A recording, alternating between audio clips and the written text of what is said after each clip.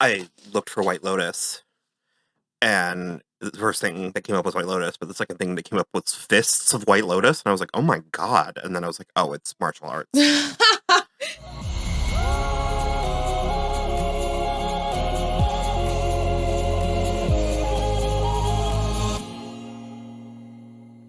Hello, everybody. I'm Will. And I'm Kristen. And this is So I'm Watching the White Lotus, Season 2, Episode 2. Italian Dream. I am fucking loving this. Yeah. I am having so much fun. It's very delicious. And I binged the first season. I didn't watch it weekly. We did too. Yeah. So far, this one feels, there's less, like, families. Yes. Yeah. This one's more, not sexy singles, but, like, maybe swingers? We think there might be some swinging going on. I think that Cameron and Daphne both want to fuck Harper. I think Ethan's just along for the ride. Yeah, I don't know why. And that's kind of what this show is. That's kind of the point. But it's like, are they just play? So are Harper and Ethan and Cameron and Daphne just trying to one-up each other? Because in this episode, Harper was like, oh, is that why we're doing this? Is you're trying to one-up him? Yeah. Because she said something about how she was like, I don't like how he alpha dogged you. And Ethan was like, he doesn't alpha dog me. And I was like, he 100% alpha dogs him. Yeah. I just assumed it was consensual. Oh, I see. So I think what I'm reading from the vibe is that Cameron was like the big dick on campus, essentially. And we have confirmation. And Ethan was like the nerdier. Exactly. But like now that he's successful and he has a hot wife, he's like, I can compete with you. But she's inconspicuous hot. Daphne's a little more. That's the thing. Yeah. Yeah. And like, yes, Aubrey Plaza is a hot person. 100%. But like this Aubrey Plaza, how she's presenting herself in this show compared to this Megan Fakey is like. Aubrey can do plain. Yeah. And she is like stealth hot. And she's playing the game. This is giving me, ironically, considering the first season took place in Hawaii, this season's giving me Forgetting Sarah Marshall with the one-upping of them. Because it's like Harper came to play the second, it wasn't breakfast. It was, I don't think it was dinner. They were eating and I was like, ooh, and she had a dress and her lips and her hair. It was dinner.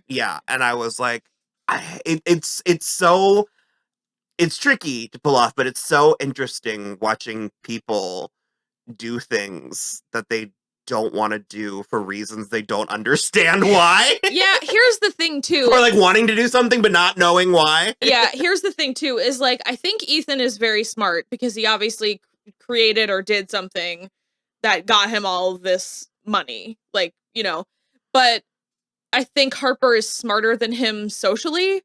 And so I think she realized what was going on way faster than he did. And so she is able to navigate this stuff a lot better. But she's going too hard. Like, she keeps saying things that are borderline offensive to Daphne and Cameron. Like the kids thing. And it's like, they have 2 kids. And she's like, I just can't bring kids into the world like it is right now. And I'm like. Well, she's a little too like. Yeah. Like, if Daphne were to say something, like, ignorant, she would be like, don't you think that's ignorant? It's like... Yeah. You have to... Because I also don't think Daphne's as dumb as Harper's. She's not as dumb as she is. She is. Yeah. I think that's totally... you're totally right. But I also think there's an internal thing for Harper where I think that she actually loves I think she thinks that Cameron's hitting on her. Yeah. Well, he is. And I think she...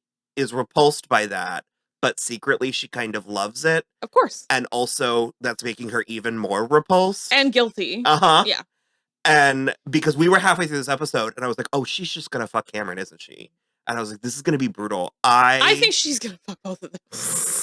Daphne as well. But she hates him, so it's like, it's just very interesting drama. I don't think she's gonna fuck them both. I think they're gonna have a threesome. Mm-hmm. Yeah. Yeah. But, I mean, I don't think that she's going to fuck them both separately. I think they're going to all have sex together. I think Ethan's a little too good for this world. Yeah. He is so hot. Yeah. I thought he was cute. and I guess it was the baby face that fooled me because he has a little bit of a baby face. He's been wearing like a baseball cap too, yeah, and like sweats and stuff. I was thinking he was going to be like I was expecting dad bod. I was thinking he was going to be a little thick, and he is ripped. Yeah, like he has a swimmer's body. Oh no, well, because he's not even quite lean, but he's very toned. Yeah, I could not tell you a single thing that they talked about in the bathroom.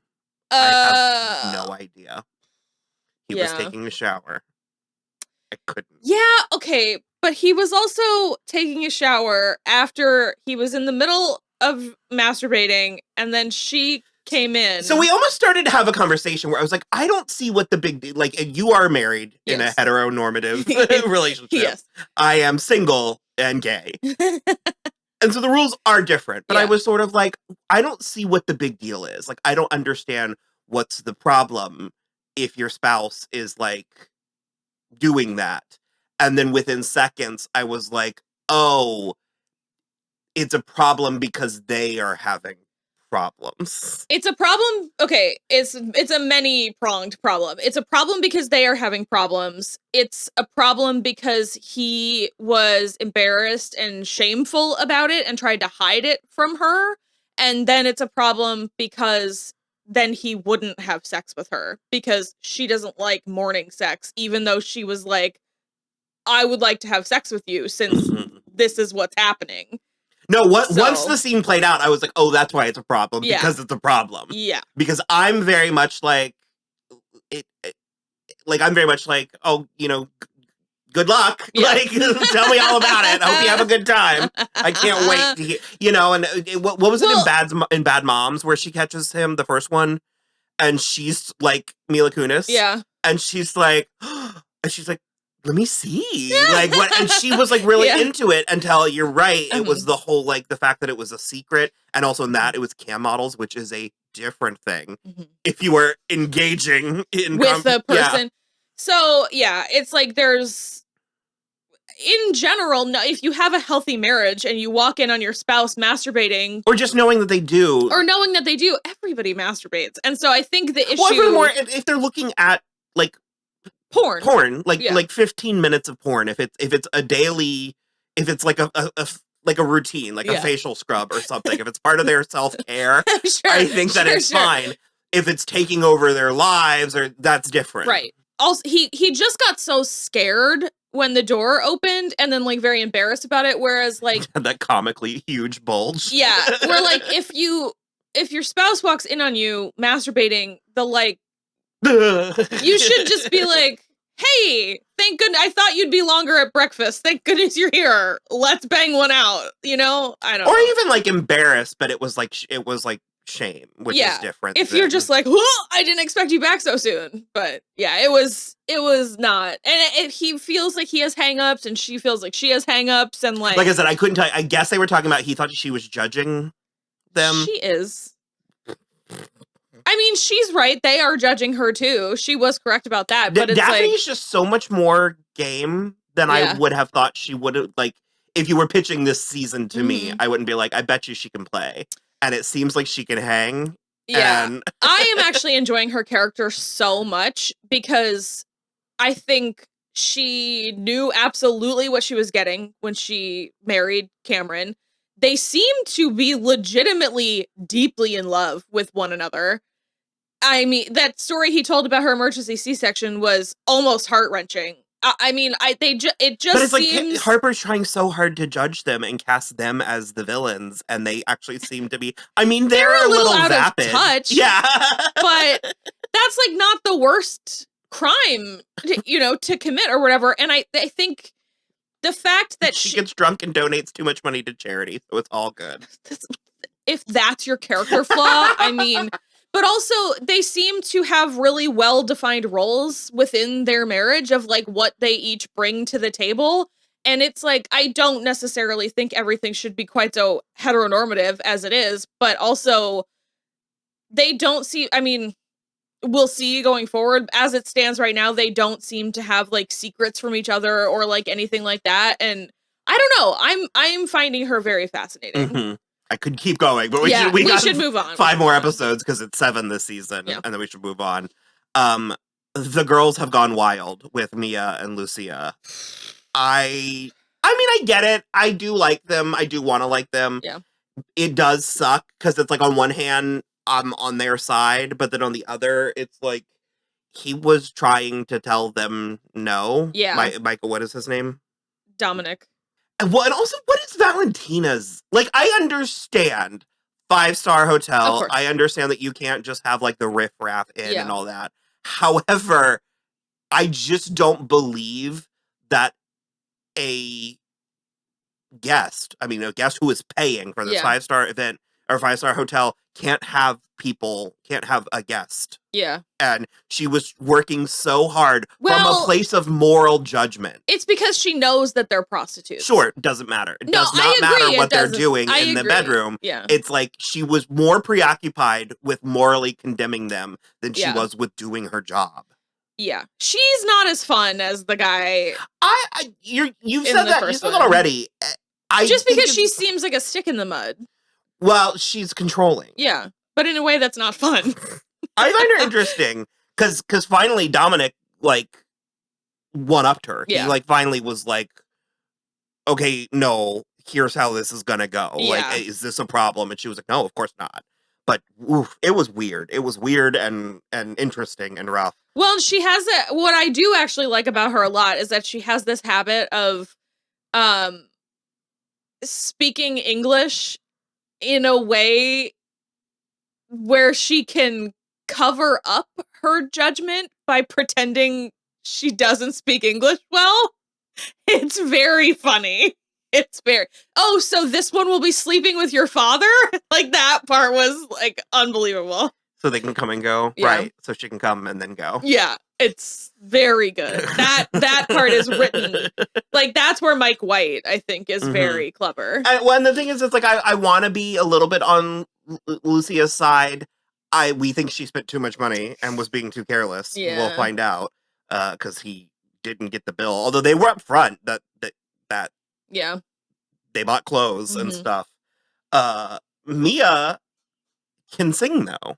Yeah, and she could. I mean, I figured she could, but it was. I was more impressed. I was prepared to be like, yeah, and no, nice. I was more impressed with it than I thought. And she did sort of make peace with the piano player. I don't think we covered that in our first episode. No, he propositioned her. Yeah, she threw a drink in his face, and she was like, "For the record, I'm not a prostitute." And I'm like, "You are doing prostitute-y things."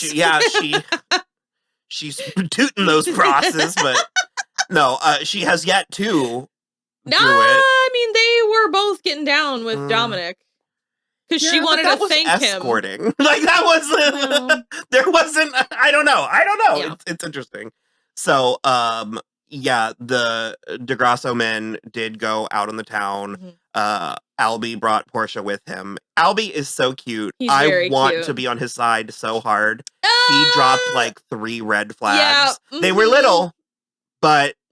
they were there. So I think what I find interesting is that I think also Portia noted those red flags and was like, I would still like to get my back blown out, so let's make this happen. Almost in those words, but yeah. She's like, I see your red flags, but I don't care. Because he did drop the girl's claim to want a nice guy, but then, and it's like...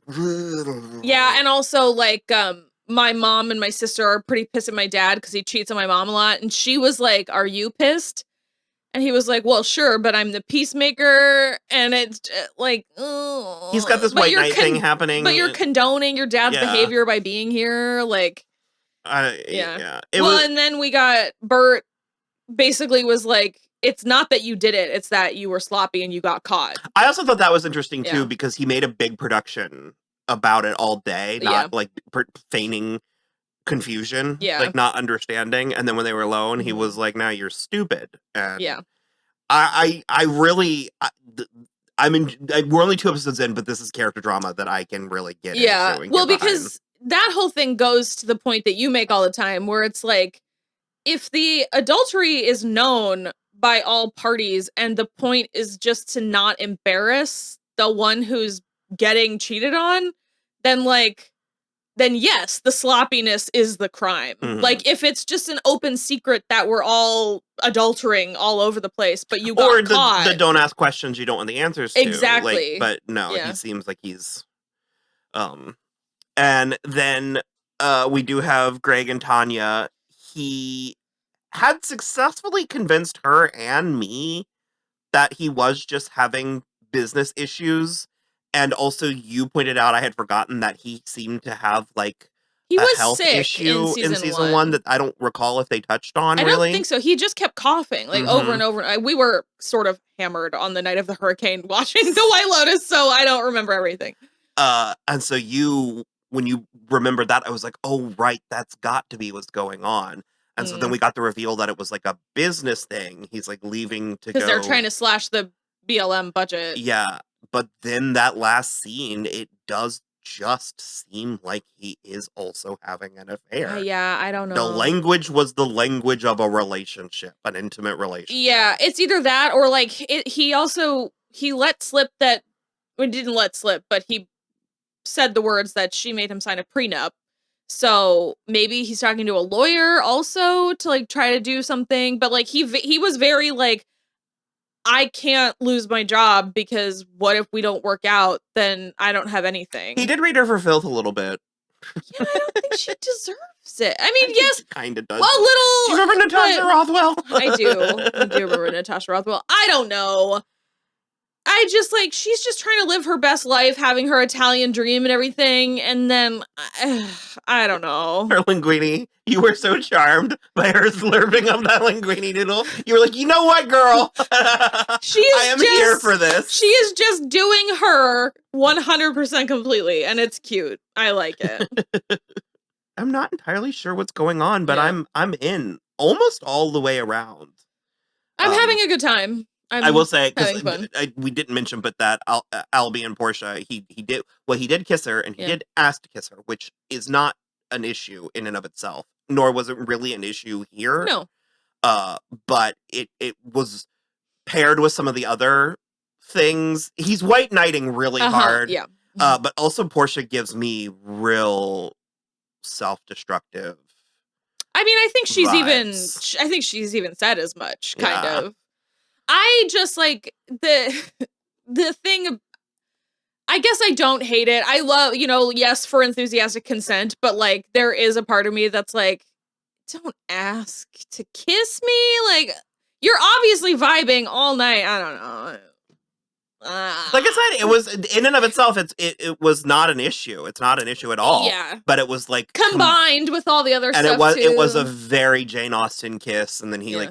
spirited off to his room, and there's nothing wrong with chivalry. There's nothing wrong with that. But given the tone of everything happening, I was sort of like, oh God. There's just, like, there's a joke towards the beginning of New Girl where Cece says, there's nothing less sexy than a guy asking if he can kiss you, and Schmidt goes, oh really? Nothing? What if I ate my own hair and pooped out a wig? Or what if I had a croissant blog? What if I called my mom after sex to describe it to her? And it's just like, there's things less sexy for sure. But I've always kind of, maybe that's my flaw as a feminist. I think I've always been here for the, like, sweeping on the moors kind of thing. No, I think it can be cute. But like I said, when paired with some of the other things, it does start to it tells a story. So... on that note, I think we're going to tap out there, and we should be back next week to talk about the third episode. So, like and subscribe, website and Patreon and all that, Instagram. We might be starting a Discord, where Discourse will be. We will also be starting it for patrons only, so you can join for as little as $1 a month, and we are also going to start implementing where you can pay for the whole year up front. So, yeah. Okay. Bye. Bye.